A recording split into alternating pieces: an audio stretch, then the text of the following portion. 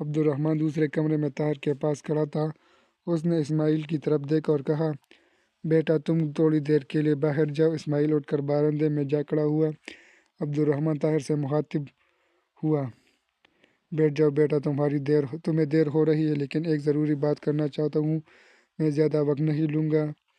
دونوں ایک دوسرے کے سامنے بیٹھ گئے۔ عبد الرحمن نے کہا، ایسی باتوں کے لیے لمبی چوڑی تمہید باندھا کرتے ہیں، لیکن تمہارے جانے کی جلدی ہے اور میں بھی بہت مصروف ہوں۔ مہمان خانے میں بہت سے تاجر ٹھہرے ہوئے ہیں اور مجھے ان سے ضروری باتیں کرنی ہے، اس لیے میں اس کو مختصر کرتا ہوں۔ میں نے تمہیں دولت پیش کی اور وہ تم نے ٹھکرا دی، اور سچ پوچھو تو مجھے اس بات پر بہت صدمہ ہوا ہے۔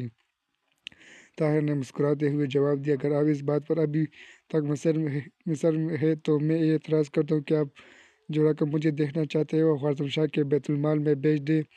قوم کو اس سے زیادہ ضرورت شاید کبھی نہ ہو۔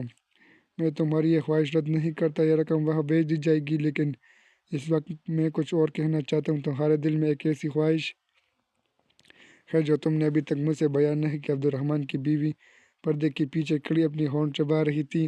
طاہر نے کہا، آپ جواب ہی بتائیے، وہ کون سی خواہش ہے؟ بات یہ ہے کہ تم اپنے اخلاق اور شرافت سے اپنے آپ کو ایک بہت بڑے انعام کا مستحق ثابت کر چکے ہو۔ طاہر نے کہا، اگر وہ انعام سونے اور چاندی میں نہیں تو میں یقیناً اسے حاصل کرنا اپنی خوشبختی سمجھوں گا۔ نوجوان، تم صاف طور پر کیوں نہیں کہتے کہ تم ثریا کے سوا مجھ سے اور کچھ نہیں مانگتے؟ طاہر نے آنکھیں جھکا لی، بولتے کیوں نہیں؟ شریف نوجوان ایسے موقع پر بولا نہیں کرتے۔ یہ کہتے ہوئے حنیفہ نے دروازے کا پردہ ہٹایا اور اندر آ گئی۔ طاہر ادب سے کھڑا ہو گیا۔ معمر خاتون نے طاہر کے سر پر شفقت کے دونوں ہاتھ رکھتے ہوئے کہا، چیتے رہو بیٹا، ثریا تمہاری ہے، اب جاؤ، لیکن جلدی واپس آنے کی کوشش کرنا۔ صبا رفتار گھوڑے خرگوش اسے اس کے خطے زمین سے دور لے جا رہی تھی، جہاں ہر ذرے کے پہلو میں اس نے محبت کی دھڑکنیں محسوس کی تھیں۔ شیخ عبد الرحمن کے محل اور بلخ کے بازاروں میں سے نکلتے ہوئے اس نے محسوس کیا تھا کہ وہ اس شہر میں ایک اجنبی نہ تھا، ایک بلبل کی طرح جو ایک پھول سے آشنا ہونے کے بعد سارے باغ کو اپنا سمجھ لیتی ہے۔ طاہر کو بلخ کی ہر شے اپنی محسوس ہوتی تھی۔ وہ جیسے مدتوں اس شہر میں رہ چکا تھا، برسوں ان فضاؤں میں پرواز کر چکا تھا۔ ثریا کو پہلی بار غور سے دیکھنے کے بعد اس نے محسوس کیا تھا کہ اس کی تصویر پہلے ہی اس کے دل میں موجود تھی اور اس کی آواز برسوں پہلے اس کے کانوں میں گونج چکی تھی۔ وہ نہ جانے کب سے ایک دوسرے کے ساتھ تھے۔ طاہر کو اچانک یہ خیال آیا اور وہ ایک ہاتھ سے اس تیلے کو ٹٹولنے لگا جو اس کے پیچھے زین کے ساتھ بندھا ہوا تھا۔ یہ خوبصورت تیلا اس نے گھوڑے پر سوار ہوتے وقت دیکھا تھا اور اسماعیل نے کہا تھا کہ ابا جان نے اس میں کہنے کی چیز رکھوا دی ہے۔ شہر سے نکلنے کے بعد وہ خیالات کی دنیا میں کھو گیا اور چند کوس تک اسے اس تیلے کا خیال نہ آیا۔ اس بات سے مطمئن ہو کر کہ تیلا زین کے ساتھ مضبوطی سے بندھا ہوا ہے اور پھر خیالات کی دنیا میں کھو گئے، ایک ندی کے کنارے پہنچ کر وہ گھوڑے سے اترا اور ایک پتھر پر بیٹھ گیا۔ پانی پینے کے بعد گھوڑا کنارے پر لگی ہوئی گھاس کے تنکے نوچنے لگا۔ طاہر کو بھوک محسوس ہوئی، اس نے اٹھ کر تیلا اتارا اور پھر پتھر پر بیٹھ گیا۔ تیلا کھولتے ہی اس کی نگاہ کھانے سے پہلے ایک ریشمی رومال پر پڑی۔ اس نے رومال نکالا۔ رومال میں لپٹے ہوئے کاغذ کی سرسراہٹ اور اس کے ساتھ ہی ایک خوشگوار مہک سے طاہر نے اپنے پہلو میں خوشگوار دھڑکنیں محسوس کیں۔ اس نے رومال میں لپٹا ہوا کاغذ نکالا۔ سیاہ الفاظ رنگ کے پھول بن کر اس کی نگاہوں کے سامنے رقص کرنے لگے۔ اپنا تنفس بھی بار محسوس ہو رہا تھا۔ فضا میں ایک نغمہ گونج رہا تھا، ایسے نغمہ جس کی تانیں بہت بلند تھیں۔ آہستہ آہستہ اس نغمے کے سر دھیمے ہونے لگے۔ رقص کرتے ہوئے پھول سیاہ دھبوں میں تبدیل ہونے لگے۔ وہ ثریا کا خط پڑھنے لگا۔ پہلی بار اس کے ہونٹوں کو جنبش نہ ہوئی، دوسری بار اس کے ہونٹ ہلنے لگے، تیسری بار وہ بلند آواز میں پڑھ رہا تھا، میرے محسن، تم نے کہا تھا کہ ایسے پرآشوب زمانے میں کہنے اور سننے کا موقع بار بار نہیں آتا۔ میں یہ سطور اسی احساس کے ساتھ ماتح لکھ رہی ہوں۔ نانا اور نانی جان میری دائمی حفاظت کے لیے آپ کو منتخب کر چکے ہیں۔ مجھے ڈر ہے کہ میں نے اپنی بے قراری کا مظاہرہ کر کے آپ کو ایک مجاہد کی خادمہ بننے کا اہل ثابت نہیں کیا۔ جب آپ بلخ سے کچھ فاصلے پر مجھے خدا حافظ کہنا چاہتے تھے تو میری آنکھوں میں آنسو آ گئے تھے۔ اس وقت میرے لیے ایک احساس ناقابل برداشت حد تک تکلیف دہ تھا کہ دونوں ایک دوسرے سے علیحدہ ہو کر اپنی زندگی کی کتاب کہانی پر الٹنے والے ہیں۔ مجھے یہ اطمینان نہ تھا کہ وقت کے خط ہمیں پھر ایک بار ایک ہی راہ پر لا کھڑا کریں گے۔ اب میں اپنے دل میں یہ اطمینان محسوس کرتی ہوں اور آپ کو یقین دلاتی ہوں کہ آئندہ آپ کبھی میری آنکھوں میں آنسو نہیں دیکھیں گے۔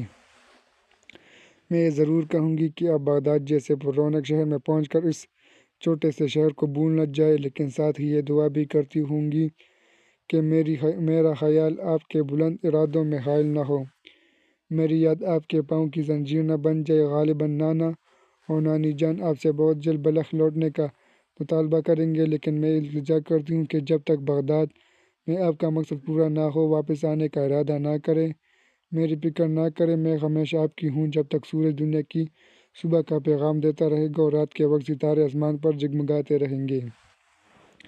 میں آپ کا انتظار کرتی رہوں گی۔ آپ خواہ کہیں ہو، میرے لیے یہ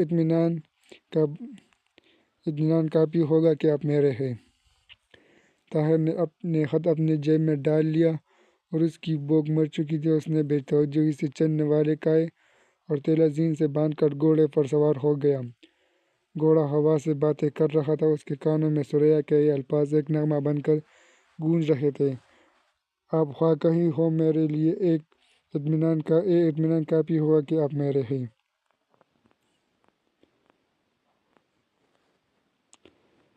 دعوت عمل۔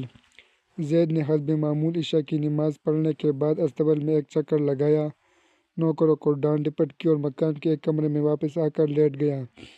تھوڑی دیر بعد وہ شمع بجھانے کے لیے اٹھا، لیکن سوچ کر کہ بستر کے پیچھے ہاتھ ڈال کر لوہے کا مضبوط صندوق ٹٹولنے لگا اور زور زور سے صندوق کھینچنے کے بعد مطمئن سا ہو کر اس نے شمع بجھا دی۔ یہ صندوق، جس کے اندر طاہر کی باقی دولت کے علاوہ صلاح الدین ایوبی کی تلوار تھی جو زید کو اپنی جان سے زیادہ عزیز تھی۔ طاہر کے جانے کے بعد اس نے گھر سے باہر نکلنا ترک کر دیا تھا۔ وہ ننگی تلوار ہاتھ میں لے کر بغداد کے ان بے شمار چوروں اور ڈاکوؤں کے خلاف لڑنے کے لیے تیار ہو جاتا جو اس کے خیال میں طاہر کے چلے جانے کے بعد اس صندوق پر تاک لگائے بیٹھے تھے۔ ابتدائی چند ہفتے تو وہ تلوار ہاتھ میں لیے ساری رات بیٹھا رہتا۔ اس کے بعد اس نے پلنگ پر سونے کی بجائے صندوق پر بستر جما لیا، لیکن صندوق لمبائی اور چوڑائی میں چھوٹا تھا۔ کئی بار وہ کروٹ بدلتے وقت نیچے گر پڑا۔ آہستہ آہستہ اس کے خدشات کم ہوتے گئے اور اس نے صندوق گھسیٹ کر پلنگ کے نیچے کر لیا۔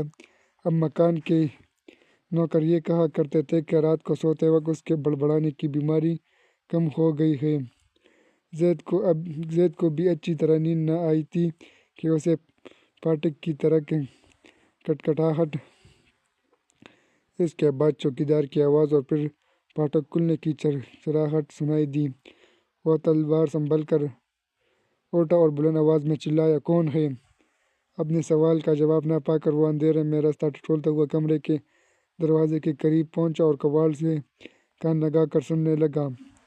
ایک گھوڑا پھاٹک کے اندر داخل ہو رہا تھا اور نوکر ایک دوسرے کو جگا رہے تھے۔